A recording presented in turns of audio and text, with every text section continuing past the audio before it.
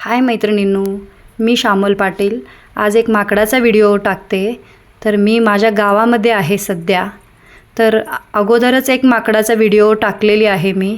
तर या गावामध्ये माणसांच्या पेक्षा माकडं जास्त झालेली आहेत आणि त्या माकडांना घाबरून माणसं कुठलंही पीक घ्यायला बघत नाही आहेत किंवा कुठलंही फळझाड फुलझाड हे करत नाही आहेत।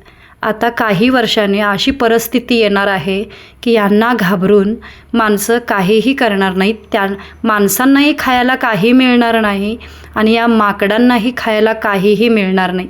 या गावाची काही वर्षानंतरनं अशी परिस्थिती होणार आहे।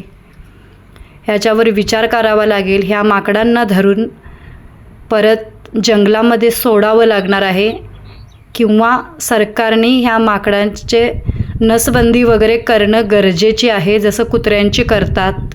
खरंच हा व्हिडिओ जास्तीत जास्त माणसांच्यापर्यंत पोचवा, शेअर करा, जेणेकरून सरकारला जाग येऊ दे, नाहीतर शेतकरी या गावातला संपला। आता गाववाल्यांची पण काळजी वाटायला लागली आणि खरंच ह्या माकडांची पण काळजी वाटायला लागली। अवघड आहे सगळं।